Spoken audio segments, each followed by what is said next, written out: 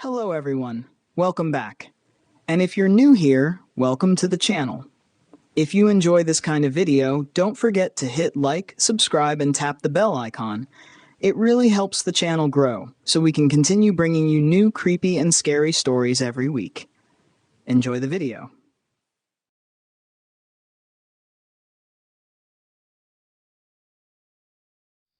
The farm was left to him after his mother passed away 5 years ago.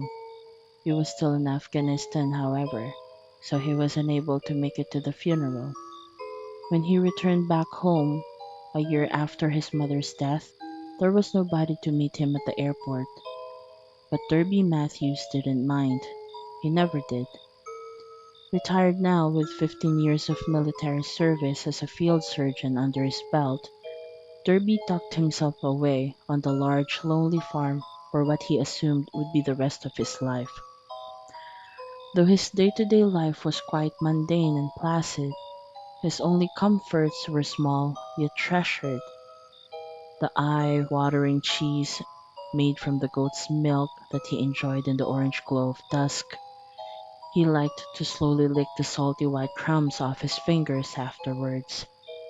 The sour mash bourbon that he liked to bottle up and bury in the soft black soil out in front of the porch. He had a fifth every night to help him sleep. And the animals he kept on the farm, sometimes to be eaten and sometimes to be used for milk, eggs, breeding, fur, company, that sort of thing, though most of the times to be eaten. Nothing was more valuable or enjoyable to Derby Matthews than a dripping sliver of meat, prepared by his own hands from animal to grill. At first he was more than satisfied with this process. Slice the animal's throat, bleed it out, skin it, cut it, then cook it. He relished the freshness of the produce.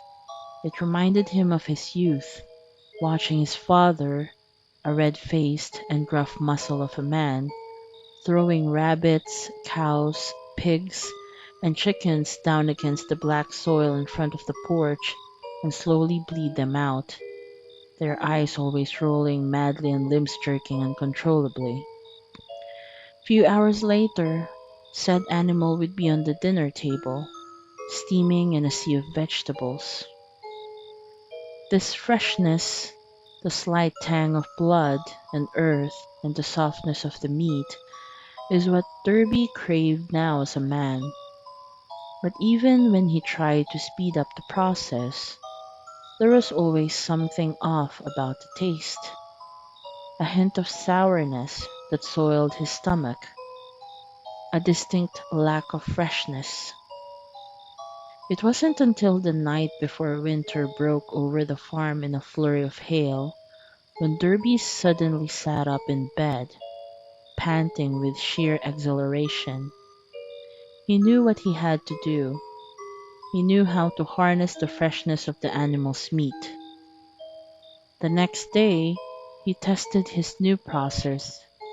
He cleaned out a large section of the basement in his farmhouse and installed the grill next to the window so that the smoke could easily escape. He then brought an animal down in the basement and, using his old surgical tools and with professional deft, cut off the animal's leg and clamped and sutured the open wound. It would be pointless if the animal bled out or died during the first day. What Derby wanted that night was the thigh, so he sliced it up and put the steak on the grill, and once thoroughly cooked, ate the steak for dinner. He did so sitting in front of the animal and observing it trembling and panting in pain and fear. Each bite of the meat sent shivers coursing through his body. It was ecstasy. It was more than fresh. It was alive. When Derby was first stationed overseas, he stopped over in Japan. His mate in the military, Robbie, a gangly engineer in his 20s, suggested they go for a ikizukuri one night. It certainly was the freshest seafood either of them had ever tasted, and it was this memory of Robbie and Japan that inspired Derby's new process. So for the next year or so, Derby would drag a new animal down into the basement every week and keep them alive as he consumed their meat in front of them. Some of them trembled and balked at him with dopey eyes. Others jerked and strained against their collars. Most of them gave up after losing two or so limbs and end up catatonic, their large eyes glazed and fat tongues lolling out of their mouths. Derby found that the sounds the animals made when he cut off bits of their meat was ear-shattering and more than annoying, so he made it a habit to surgically remove their vocal cords whenever he brought them to the basement. After all, the meat presented Ikizukuri style was always silent, though still breathing and blinking, which gave Derby a small thrill. The best steak he had tasted with this new process, however, proved to be quite a challenge.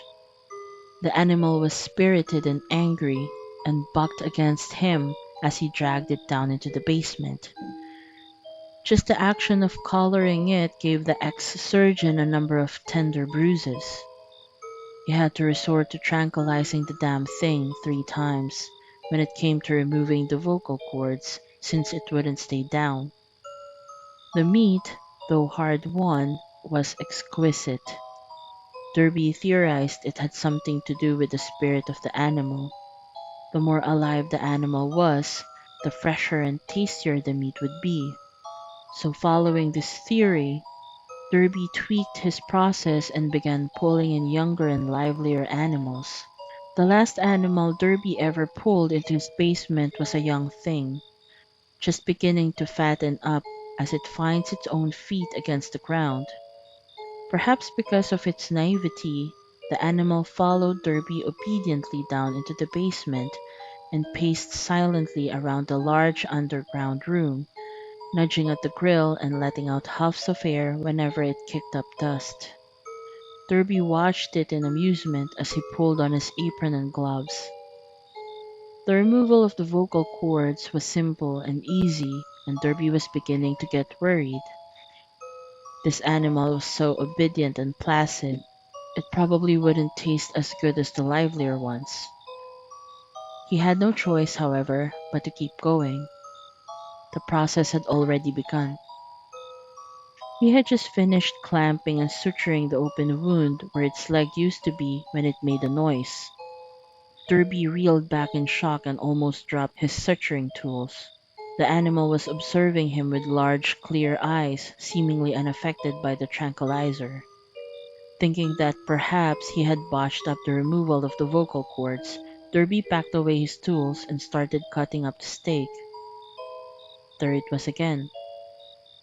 Derby turned to the animal, his brows furrowed, and studied it from the grill.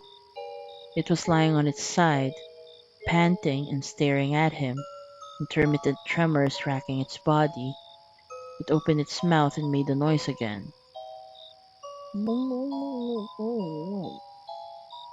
It was long and drawn out and strained. The animal seemed to work every muscle in its body just to make the noise. Derby felt his heart skip. He slowly knelt down in front of the animal, and then it made the noise again.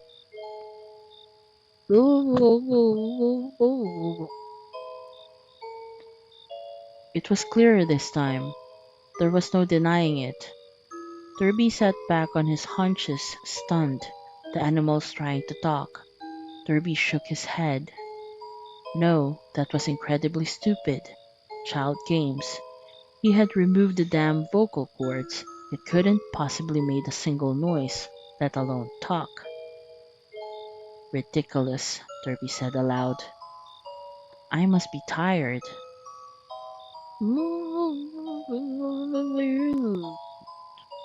Stop that, the ex-surgeon snapped. He dealt a quick blow to the animal's head, stunning it temporarily. Animals don't talk.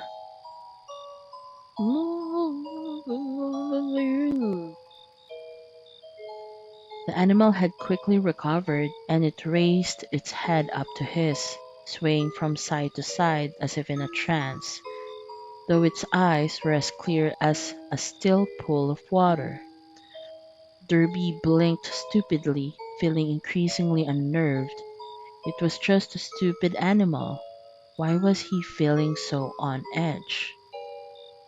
I I forgive you.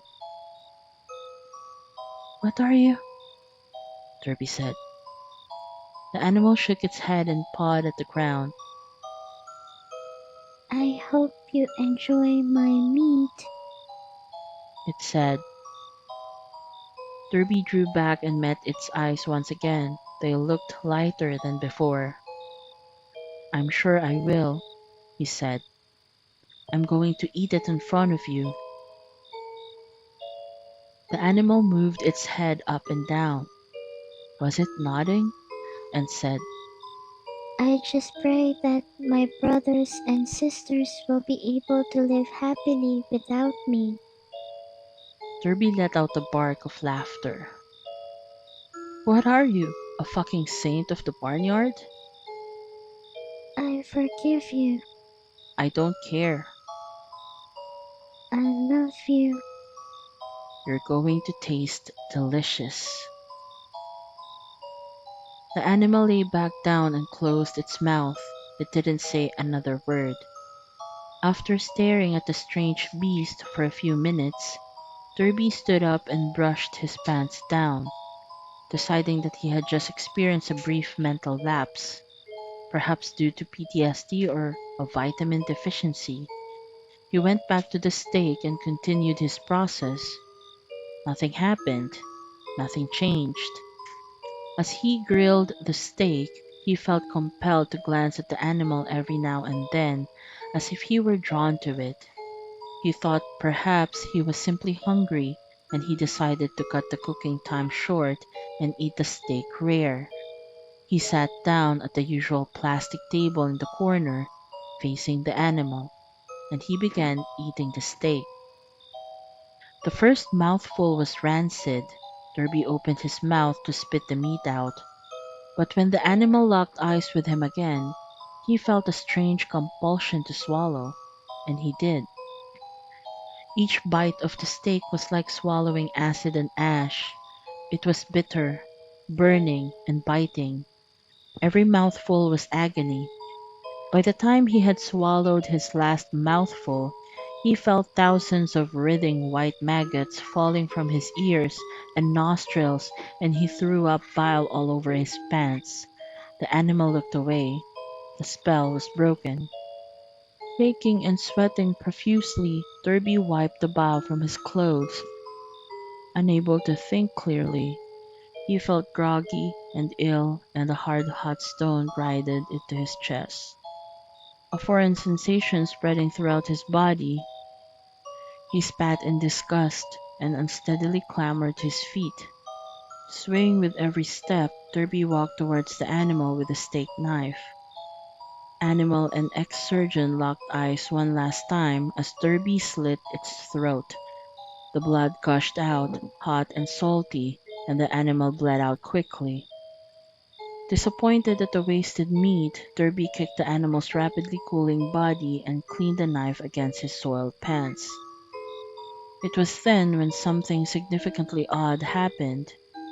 When the ex-surgeon caught sight of his own hands, he felt the most irrepressible intense surge of hunger shoot through his stomach.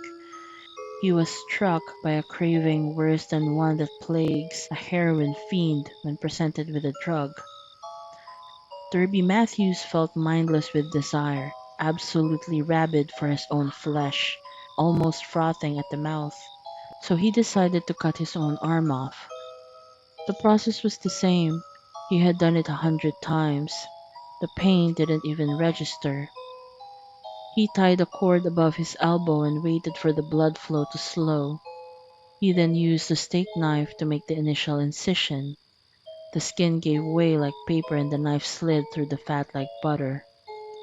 The muscle and the bone always took most of the energy and effort, but he did it. He sat in his own fat and blood, slicing and sawing through his arm until it finally fell with a heavy thud into his lap. He should have passed out from the pain and blood loss, at least from shock, but he didn't. He was awake and hungry. With a strangled cry of triumph, Derby staggered over the grill to cook his flesh. He would eat it off the bone like a lamb shank. He was too impatient to cut out the stringy, chewy meat. He wanted to eat it all. The basement began filling up with black smoke. Was he more flammable than the animals? And his meat began to char. He didn't care though. It was cooked. The ex-surgeon felt tears slide down his cheeks as he bit into his arm. The meat was hot and salty, and oh so good. It seemed to melt on his tongue, sending shivers of pleasure down his spine. He felt a hardening in his pants, and with a terrible thrill, Derby realized he was becoming incredibly aroused as he consumed his own flesh. More and more he ate, and more he lost himself to ecstasy. It wasn't even 10 minutes later when he found himself gnawing on the bone, and he was still so hungry. One leg, the other leg, his thighs, his hips, his buttocks, anything, everything. He consumed it all. And as he realized that the only meat left was his torso and his remaining arm, which he used to cut and cook, Derby dragged himself over to the grill for one last meal. In the throes of delirium and ecstasy, he thought perhaps he should thank the animal who drove him to eat himself. It made him realize that the animal was not simply an animal, but perhaps an angel sent by a wrathful god. Derby was being punished, and he knew it had to be so. As he threw himself onto the fiery grill, as he felt his skin blister and pop, and his fat drip from his flesh, as he tore into his charred arm while the rest of his body burned and seared, Derby Matthews silently thanked the animal. He thanked it as he ate and wept ash. He thanked it. No, he thanked her for letting him end this way. Derby Matthews ate himself to death on the grill, and the last thing he ever saw were the crystal clear eyes of the young girl that saved his soul.